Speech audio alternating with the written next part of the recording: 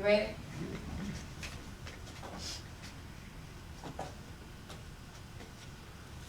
Good evening, all. So tonight we have a special episode for you called the Fort Bend Edition.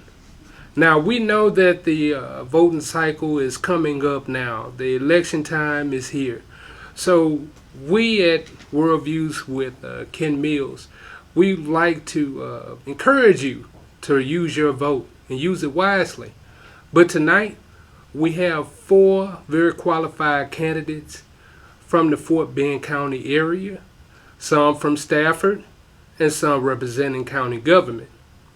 Tonight, we want you to understand exactly what their platforms are and get a little bit of overview into who these individuals are as well. So, please stay tuned with us. Lock in.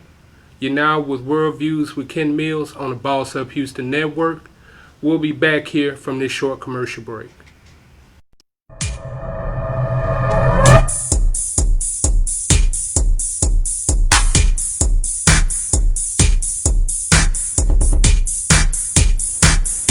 Wanna be a boss?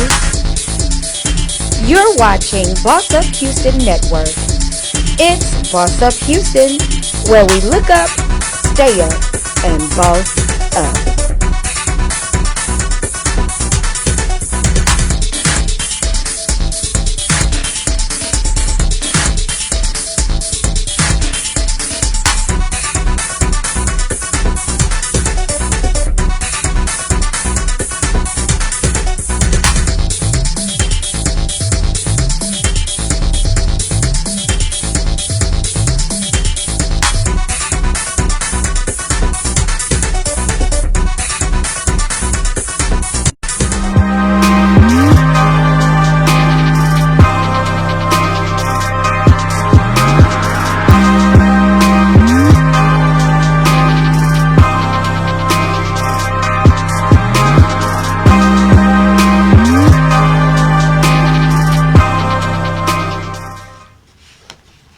Welcome back, everyone.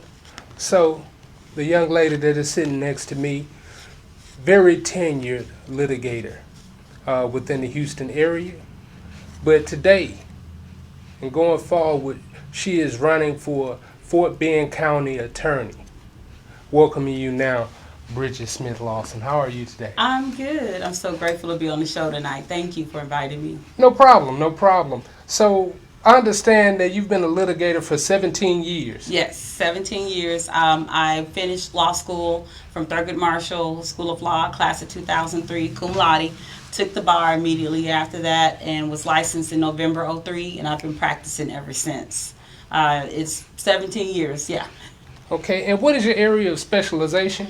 Well, I have done a little bit of everything over these 17 years. When I first was licensed, I did criminal defense work that include, pleas on misdemeanor felony cases, just basically the criminal defense work.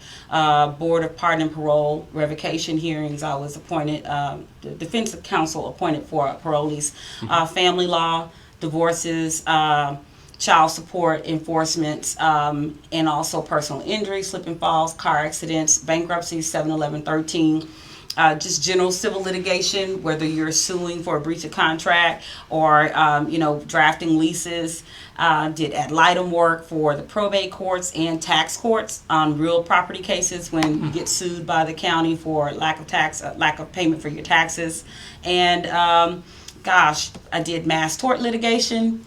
And that included work on what's called selective serotonin reuptake inhibitors. So that was a class action lawsuit on a drug called Seroquel, Zyprexa, Fen-Phen. I've done a little bit of everything. And not to mention government law, where I have specialized for the past several years and representing governmental agencies and also adult protective services, child protective services work. So it's been quite a road, quite a journey. Wow. So you've done the entire gambit of law. Yeah, I always joke I've done everything except for oil and gas. but it's been a lot. And, 17 years practicing law, you see so much, you learn so much, and you got to be able to, for the position that I'm running for, you have to be able to understand several different practice areas so that when something comes across your desk, you can be able to synthesize the facts to different applicable areas of law and make a sound analysis.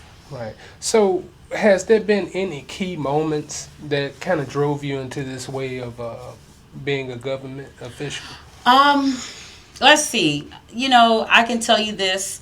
Back in, I think it was '08, when I first applied for Adult Protective Services. Of course, I didn't know anyone with the agency. I just knew that I had work experience with guardianship cases, probate cases, and I recall my own family having an issue, one of my deceased aunts having an issue with Adult Protective Services at the time. Private practice is great, but sometimes it's feast or famine. It could be really great, it could be really bad. And my husband and I were just kind of looking for a different angle. So I applied for the state. Already kind of knew about public service because at the time that I applied, I had already had some years of service already.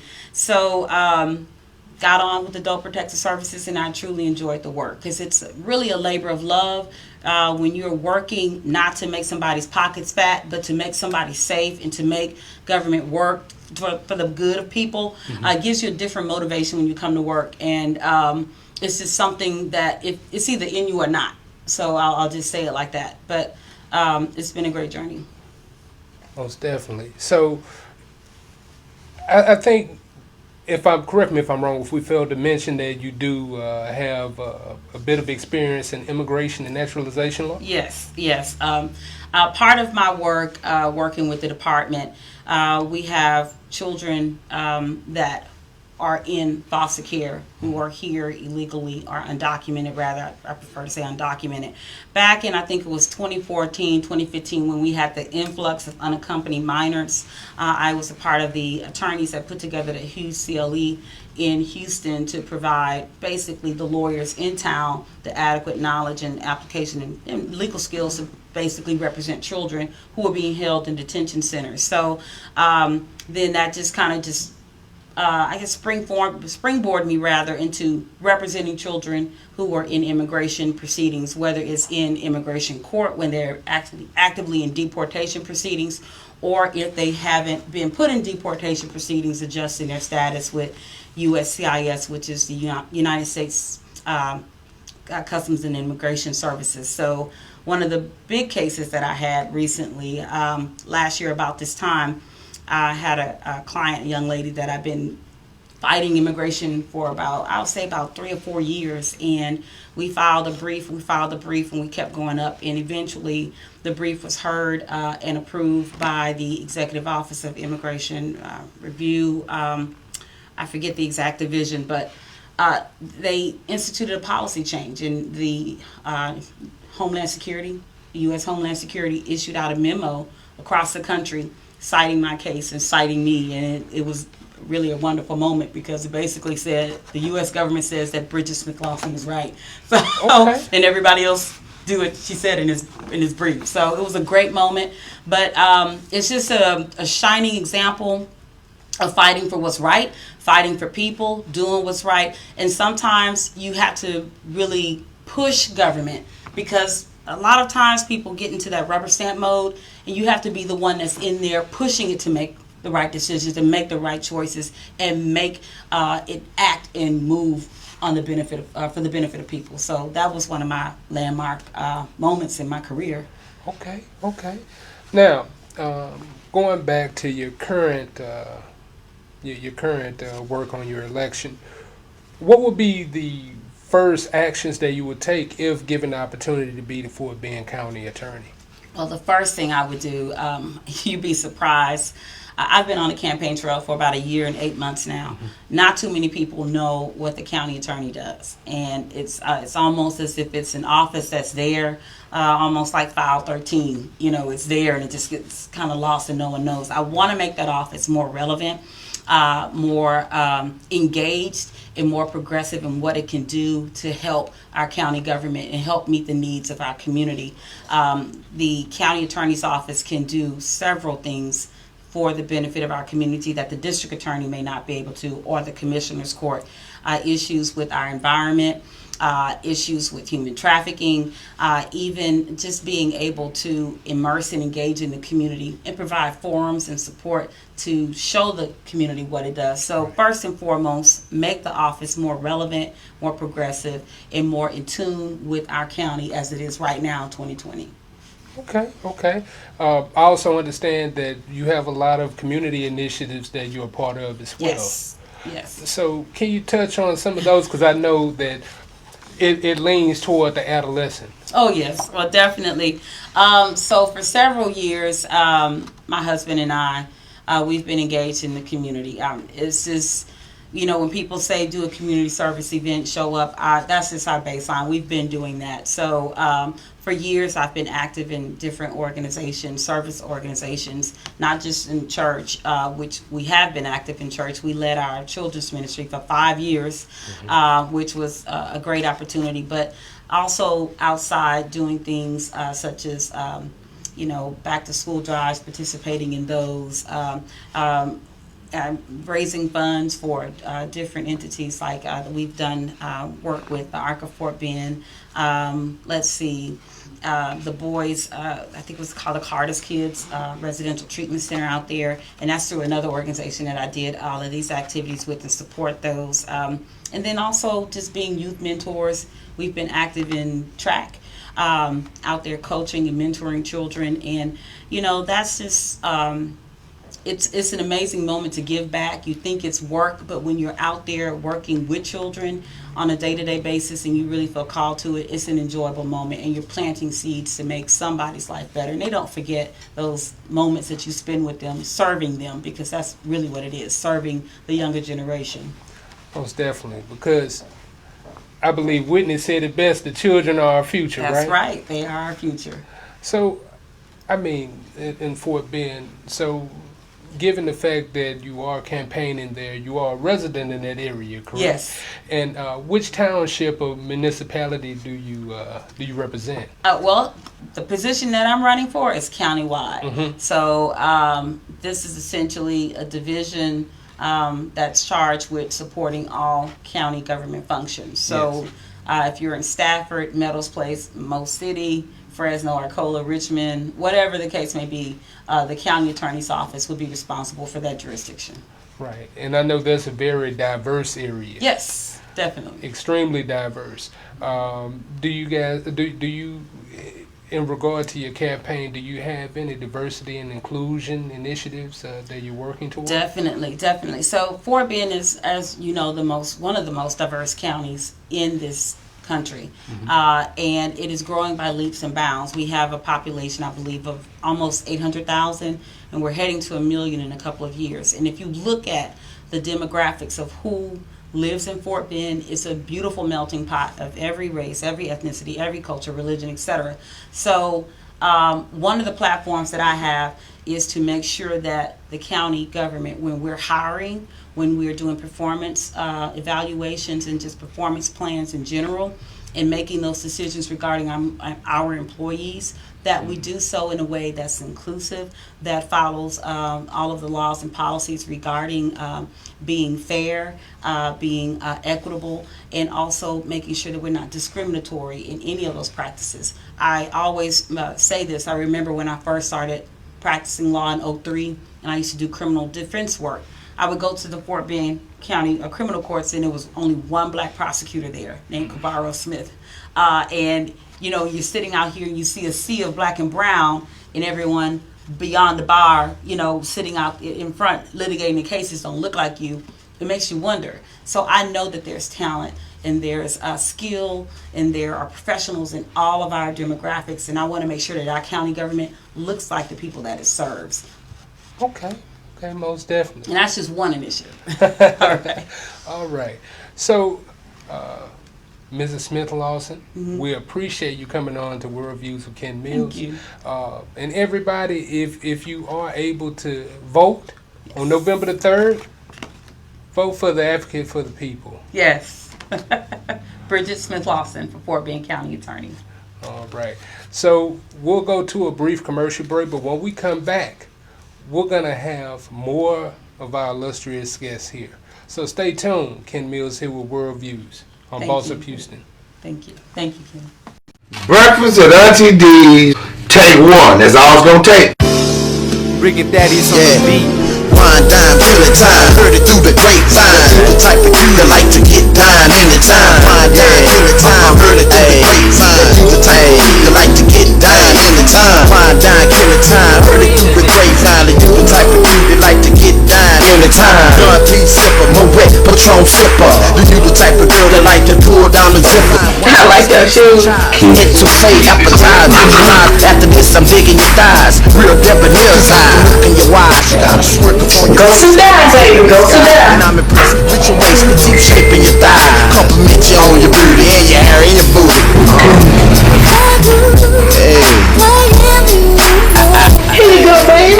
Wine, dine, killing time, heard it through the grapevine. You the type of you that like to get down anytime. Comfort zone with you. Cut. Breakfast.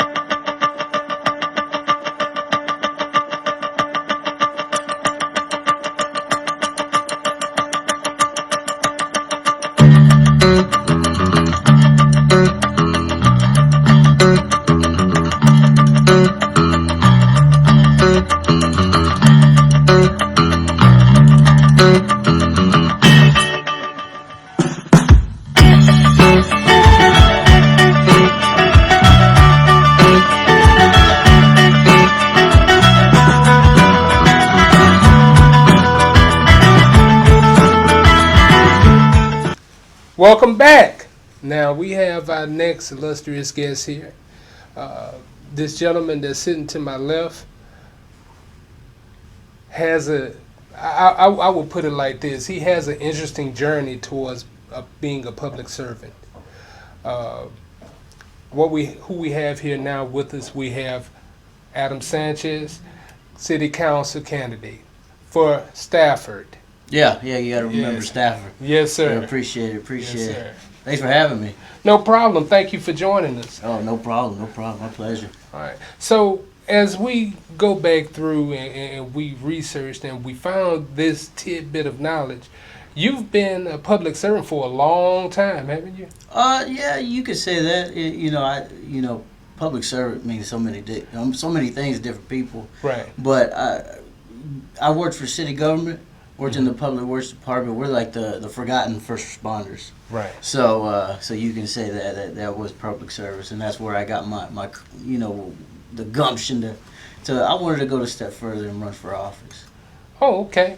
So what was the key point that made you want to run for office? It was really when Harvey hit, and we were out there. We were at the shop where we have our where we're stationed, and we were there almost 6 days, round the clock, helping people, moving trees, doing everything we could, all hands on deck.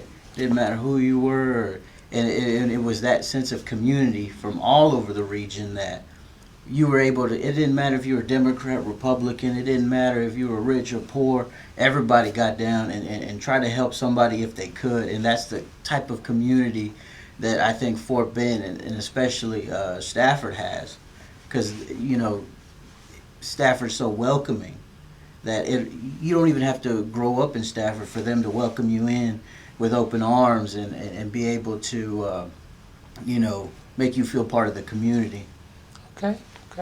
Now I ride through Stafford a lot. Okay. Highway 90. Okay. And what I notice is it gets nicer when I pass the Beltway. Oh. Well, which way are you coming from? I'm coming from Houston. Okay, yeah. I thought you meant you were going the other way. No.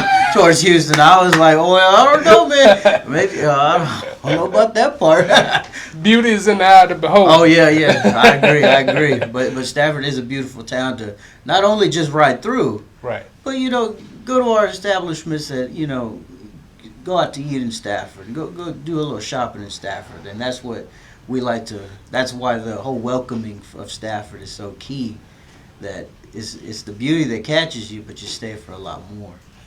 Okay. So, if you would, give us a few places that we should stop by in Stafford. Well, number one, Best Burger. You got to stop by Best Burger because hey, you can't mention Stafford without saying Best Burger, because that's, you know, they've been an integral part in the community, but it's also a good burger. I'll put that against anything, you know, especially you know, the chain restaurants, if you will. Right. But there's a lot of, you know, hidden gems. There's now I'm going blank. But there's a whole bunch of little establishments. The Stafford Ice House is a good little watering hole when bars were open. You know, Legends Bar and Grill. We have all night pizza that delivers until 3 in the morning. Oh, really? Yeah, and so that you know, back in my college days, that's where I ordered my pizza from when I was late night studying. Right. But there's a lot of hidden gems in Stafford that people don't maybe know from if you're from Sugar Land or Houston or any other part. But it's a good foodie city if you get to the nuts and bolts of it. Okay. And also what I look at as well is that the homes and the subdivisions that comprise of Stafford are marvelous or beautiful. And I also see that the crime rate is below the median of Texas. So as you come into this role, and if you're given the opportunity to become city council, what are some of the new ideas that you would like to bring about?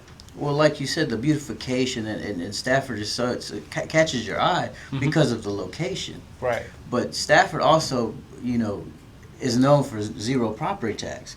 That's why people, when you move to Stafford, you don't ever want to leave because nobody likes paying taxes. But I really want to showcase the uniqueness of Stafford, that we're so diverse, and we are centrally located. We have 59 and 90 running right through us, that we can, you know, market as a point of destination. We have the Stafford Center that we can bring in, you know, different events and different concerts or festivals to come in here, because it'll bring in sales tax. So it'll showcase the city while also helping the city at the same time. So it's a double whammy, and if you can work smarter, not harder, you know, let's do it.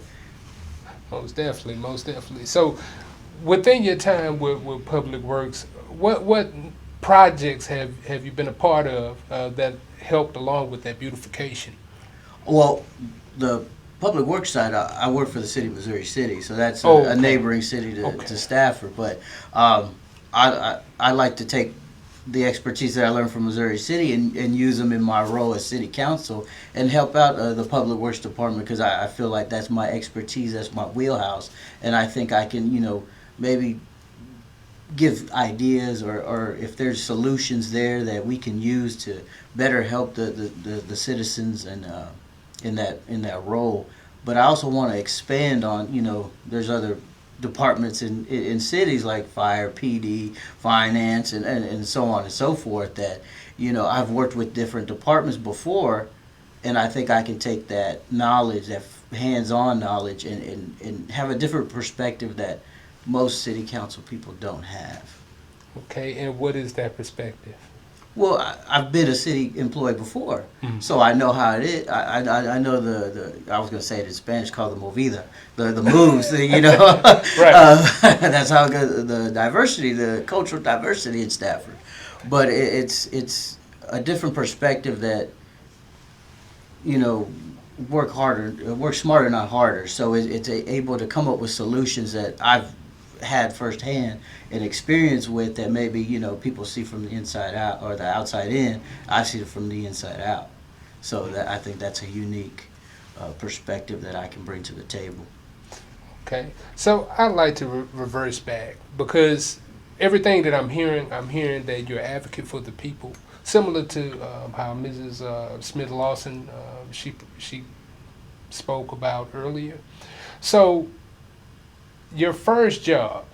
Oh, my first job. Yes, your first job. If you could take us through that scenario with the water filtering. Oh, okay. Oh, I thought you meant like my very first job. I was like, well, I don't think anybody wants to know about Starbucks, but yeah, I used to work for a water treatment company in Stafford. Yes. And that's where I got familiar, and I was straight out of high school. I was going to college at the same time, and it was a water treatment company. It was out of McAllen, but they had a small little office right off the train tracks on Highway 90 and Murphy Road.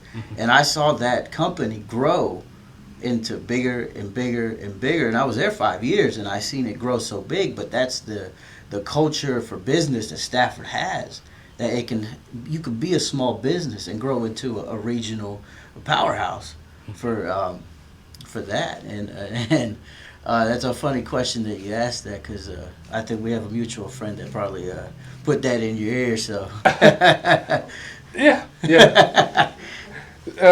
So also that treatment company, they also service a particular subset of the elderly. Yes, it was dialysis. They specialize in water treatment for dialysis.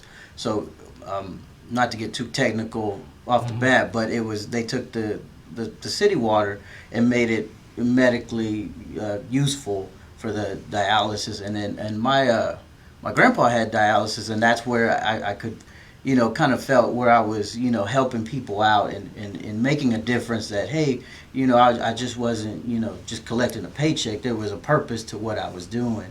And that makes you feel something right here, because, not every job can fulfill that, but knowing that I could do that for other people that, may be going through dialysis, it's not it helps at the end of the day.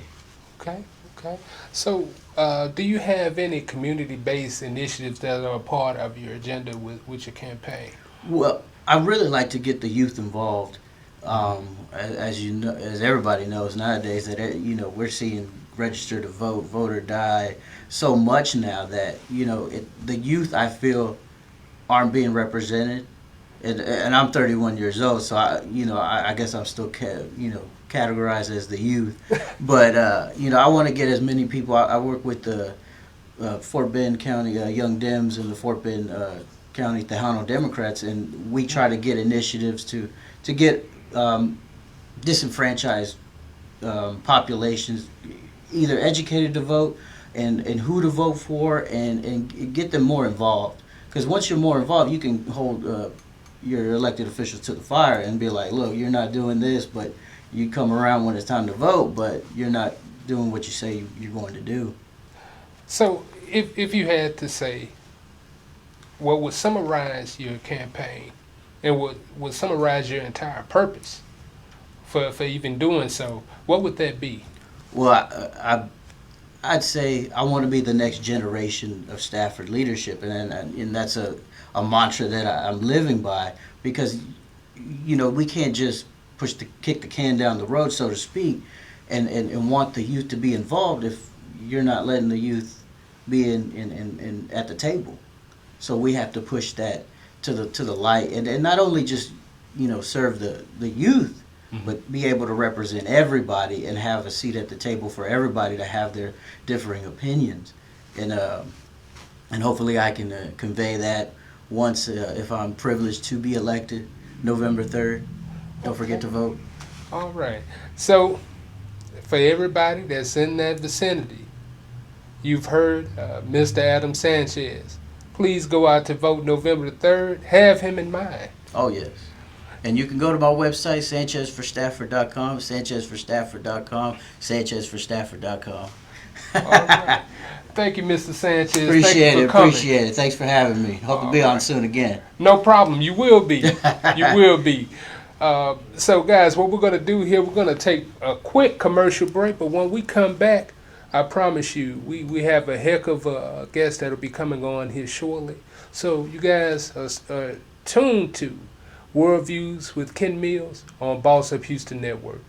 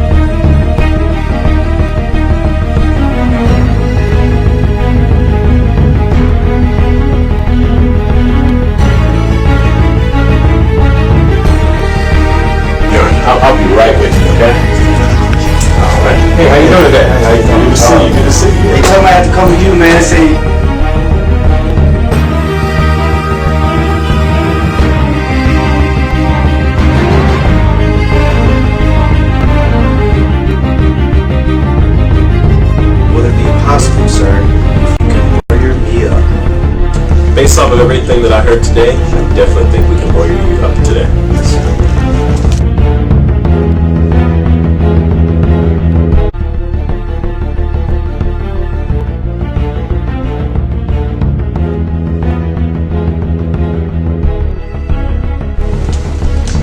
Tune into the Lawyer Up with Steve podcast on the Boss Up Houston Network. Come get your questions answered. We'll see you then. And remember, Lawyer Up.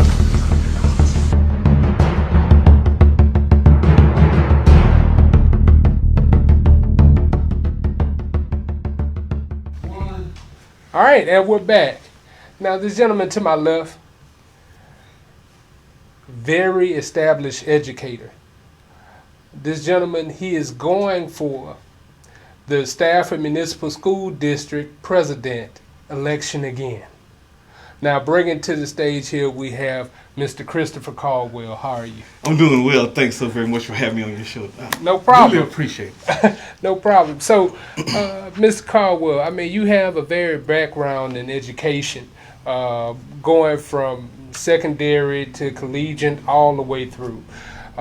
Also, I'll even add that, you were an Olympic qualifier. Yes, sir. In 92 and 96. That is correct. So what we would like to focus on is the educational background. So we understand that, you were part of the Houston Community College school system, correct? Correct. That is correct. I'm a full-time faculty member there in the Business Administration Department. I am currently the program chair, and I'm over the curriculum, I'm over faculty, I'm over making sure that we're in compliance with SAGs, that we're in compliance with our other accreditation agencies, that to make sure that our program have the correct rigor so that when the student gets their certificate or degree from HEC, it means something. So. And this is focused upon business technology, correct?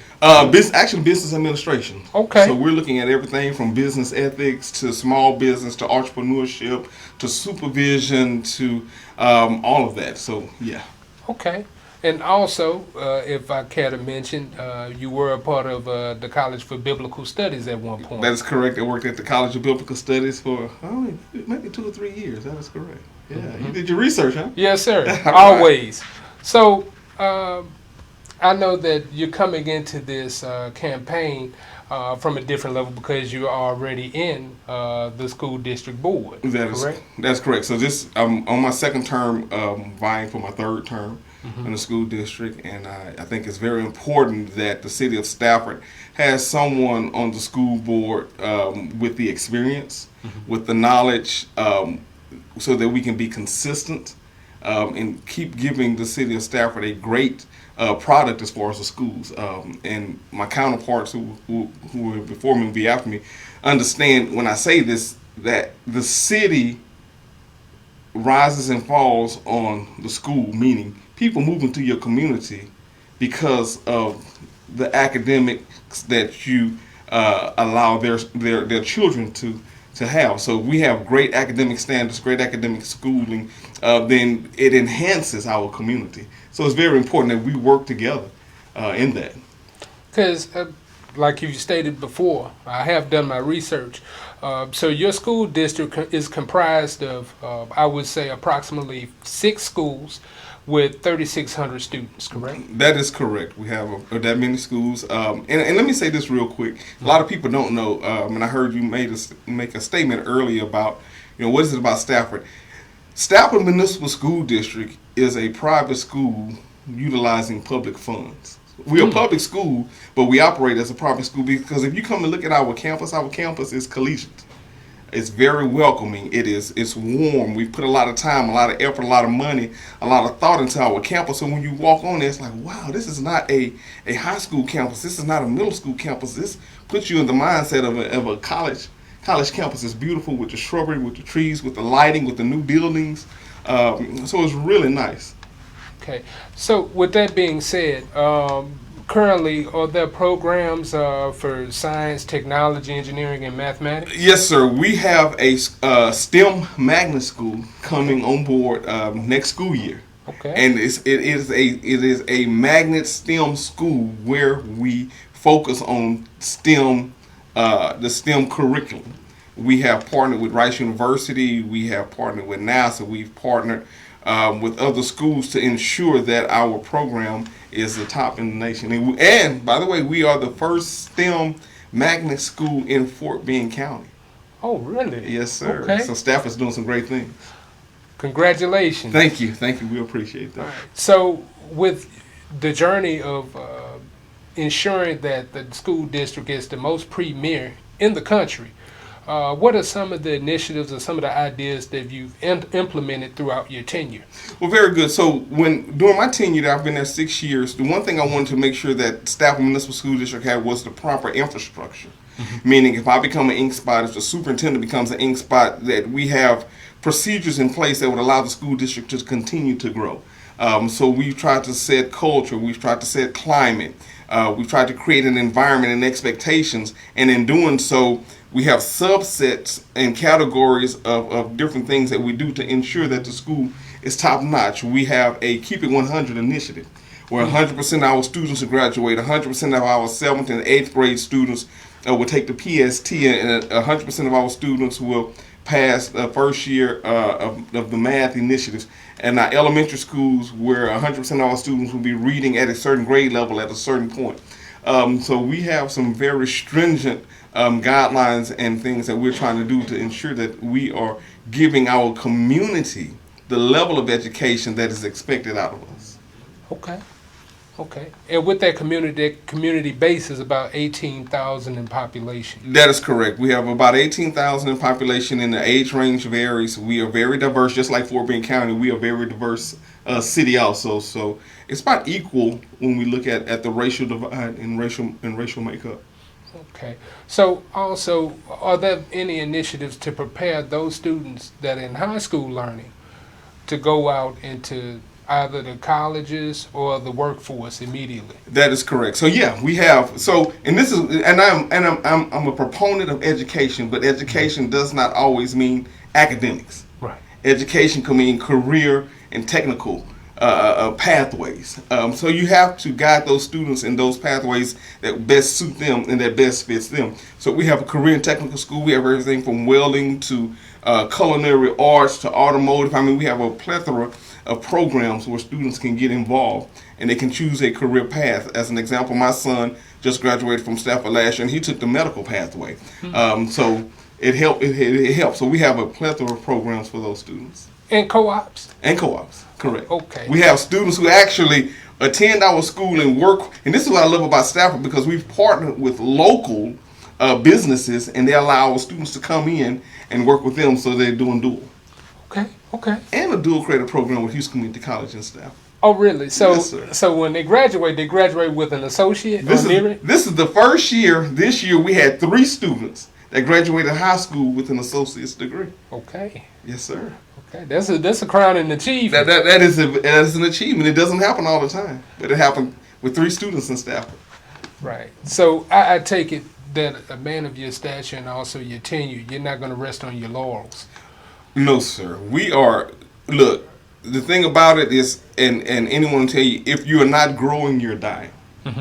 So we're continuing to grow. We set new goals for ourselves, new plateaus, new levels of which we're trying to reach. And it's constant because, again, we want to be an A district. We want 100% of our students doing those goals that we set. And so we can't afford to rest on our laurels. So also, one thing that we failed to mention here, you're also heavy into Little League and also youth athletics, correct? Yes, sir. I look at the holistic development of a child.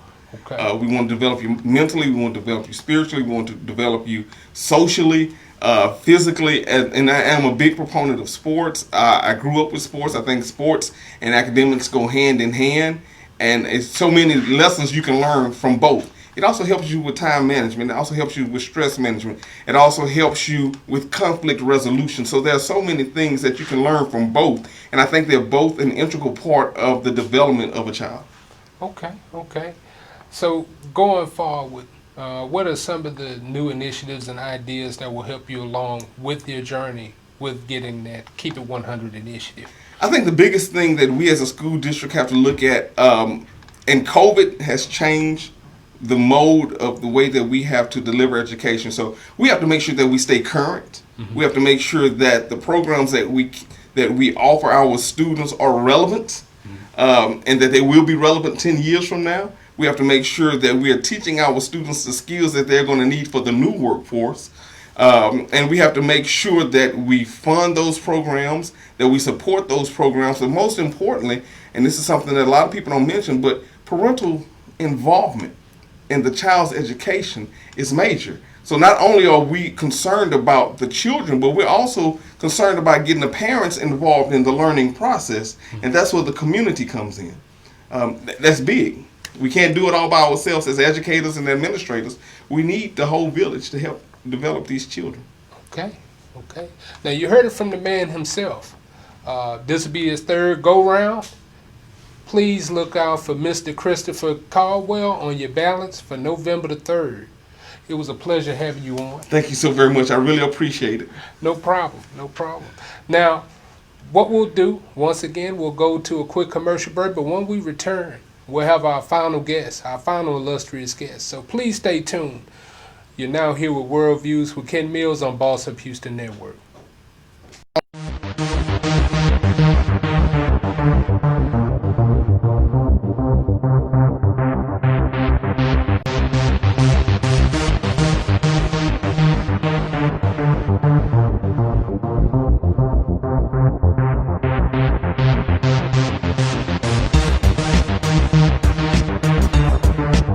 Stay up. Boss up.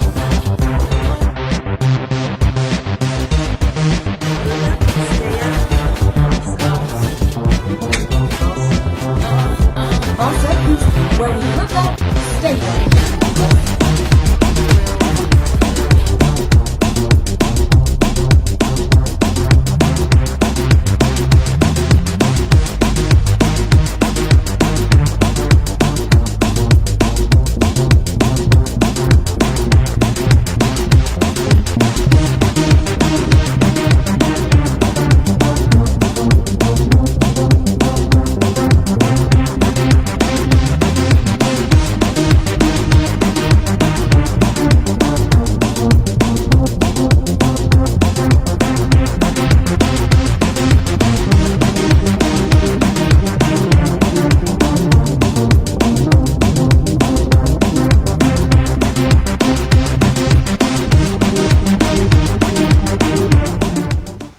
Now we're back.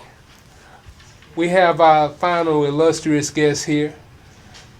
This gentleman here, in our culture, we would say he's an OG. But OG meaning original government. This gentleman here, he's the mayoral candidate in this year's election for Stafford.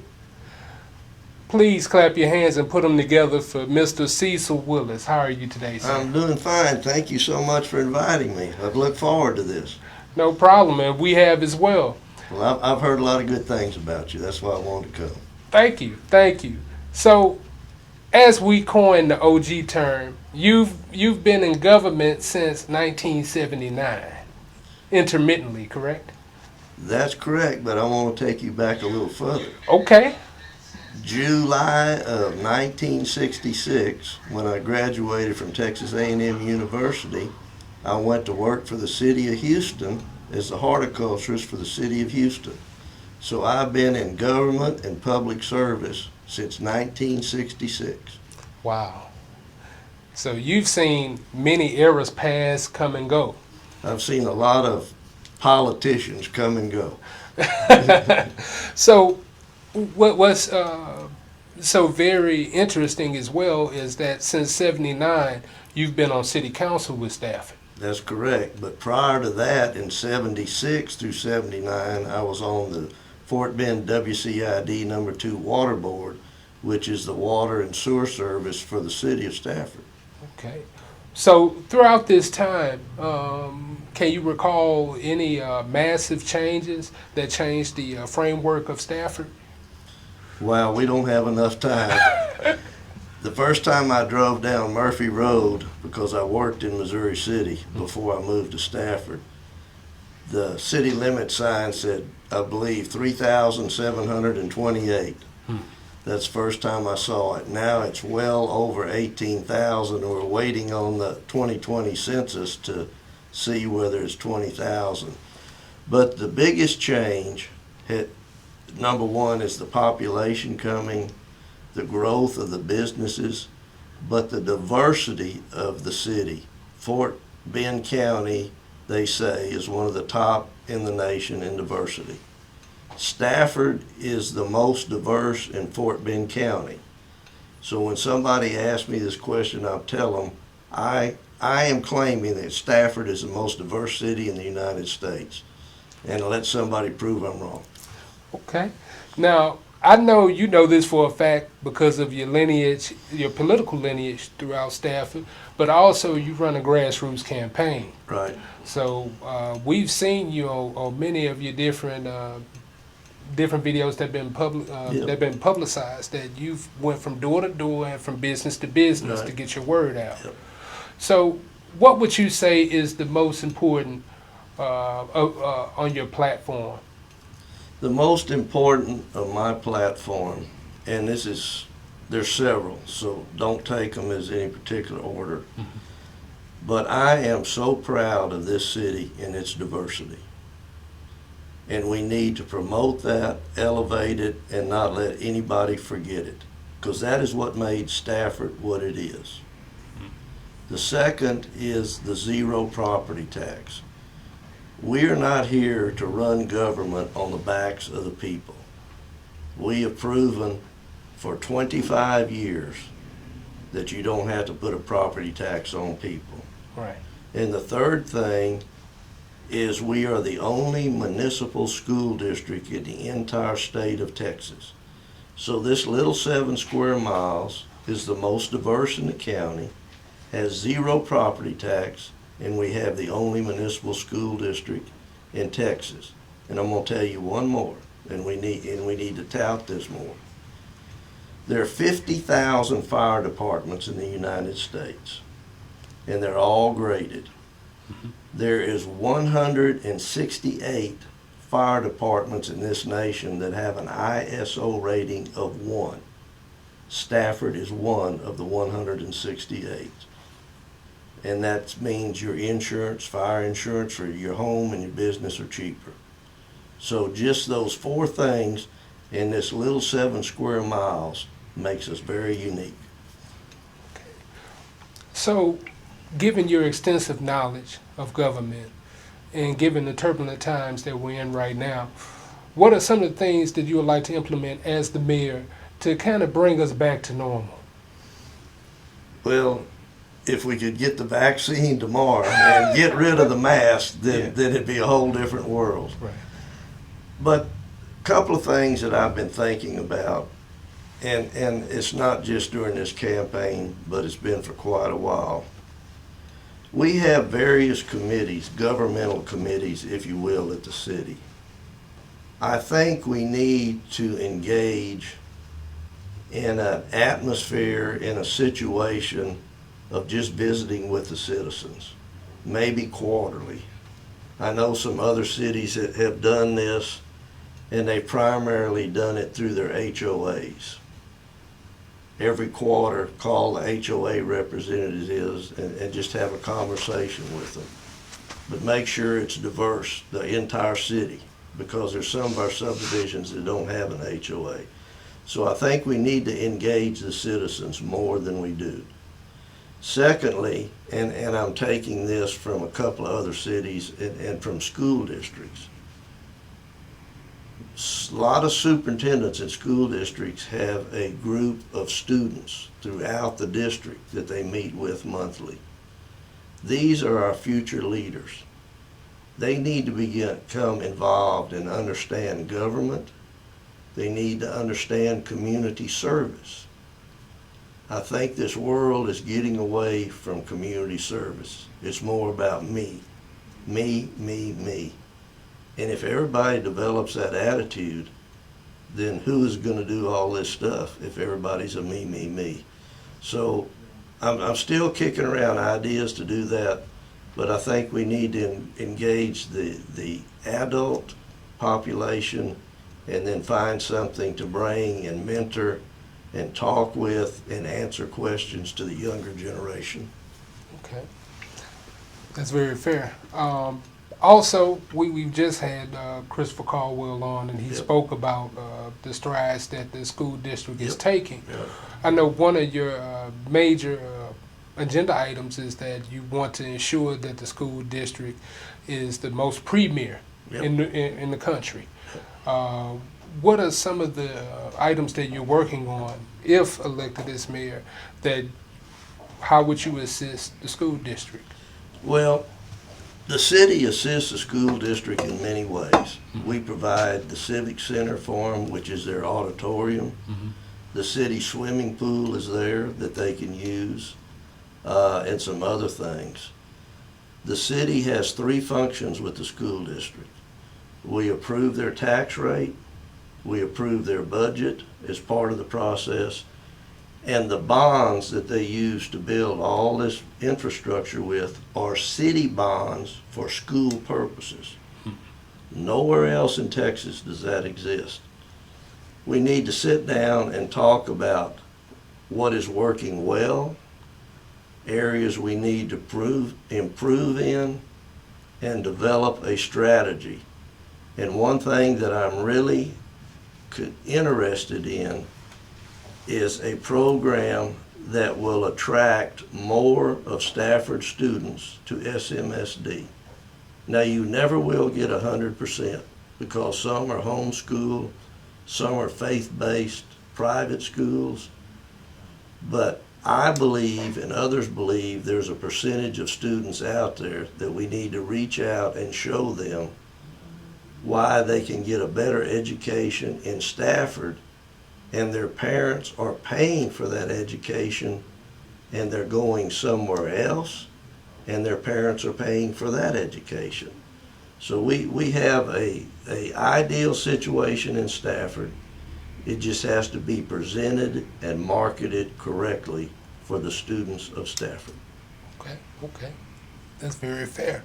And also, upon my research, upon you joining, I did look at the boutique situation that you guys have as far as the funding of the school district. And I thought that was very interesting. So thank you for touching on that. Also earlier in the show, I did allude to Stafford's crime rate being lesser than the Texas median. So as mayor, what would you do in order to, number one, continue that rate to stay stabilized, and also to possibly decrease it? That's an interesting question, because we not only have an outstanding fire department, but we have an outstanding police department.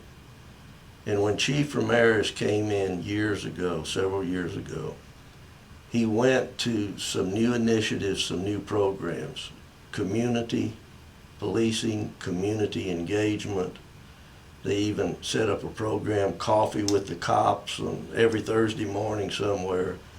And so it's things like that. The problem we have is we abut, and I'm not criticizing, I'm just saying it's a fact, we abut the southwest part of Houston. And it's my understanding, and I haven't checked it lately, but that is a high crime area. Now, the people perpetrating those don't know if they're in Houston or Stafford. They don't take time to figure that out. So we constantly have to watch that. We've increased the way we patrol. We've increased vehicles that we use to control. We will continue to do that.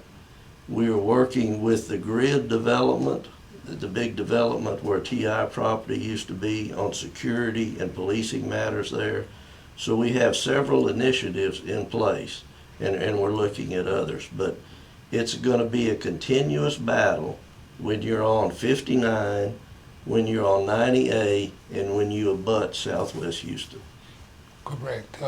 I was privy to look at some of the percentages, and most of it is property crime, not violent crime. Right. So definitely, like you stated, the sense of community, well, I feel it may assist you with dropping that down. It has. Yes. And the way we've rearranged patrolling subdivisions and different initiatives. And on the police department website, you can, if you think people are driving too fast on your street, you just fill out this form and it goes there. And I assure you they pay attention to it, because in my own subdivision, people have turned in about stop signs. And for about 2 weeks, there was an officer sitting there watching the stop signs. So no matter how many police officers you have, they can't be everywhere every moment. So it's going to take everybody, the entire community, to step forward and say, something is going on out here. Will you please check it? Because I think it may be harmful to us. And we do that. Right. So with that being said, have you all seen any obstacles or incidents where, since you have such a diverse community, where there's been any inflection with policing and the citizens? I can't say that I have seen anything in several years that have really jumped out at me. There's always going to be somebody unhappy when they get stopped for speeding. Mm-hmm. I know on the highways when I've been stopped, I wasn't real happy. But it's going to happen. But I honestly can't think of any incident which has jumped out in many years. Right. And that's commendable. So, Mr. Willis, if you wanted someone to vote for you, what one thing would you want them to know about your campaign and what you're willing to do for the Stafford community? Well, thank you so much. I will tell you that I am the most experienced, the most qualified, and I believe the most dedicated to this job. Public service, and I'm not just saying because it's me, but it's what I believe. Public service is a calling, just like a teacher is a calling. You're not in it for fame, you're not in it for money, you're in it to help people. And I believe I have the experience and qualifications to do that job. I've done it for the city for over 36 years. I have a record. I'm running on that record. I stand on that record. And I am not going to change simply because of a new title and moving from a council seat to the mayor's seat. I am who I am. That's the only person I could be. And that's who I will be. Thank you. Thank you, Mr. Willis. Thank you for joining us tonight. It's my pleasure. Yes, sir. I want to come back and see you again. You have good food. Look, come on back. Now, once you get the mayor's seat, Lord willing, we'll bring you back on. Well, if I do, and if I'm fortunate enough and the people select me, I'm going to have you come out to Stafford and we're going to eat at one of our fine restaurants. Most definitely. It could be Best Burger, it doesn't matter to me. I know about the bacon, egg, and cheese. Yep, sir. Mom, remember, used to buy me the bacon, egg, and cheese sir. before school every day. Yep. So, thank you, Mr. Willis. Thank you, sir. Please do not forget to vote November the 3rd. Mr. Willis has said he's the most tenured, the most experienced, and the best man for the job. Number 3 on the ballot. All right. So, guys, what we'll do, we'll take a quick commercial break, but when we come back, we'll have our last words here. You're tuning in with World Views here with Ken Mills. Stay tuned.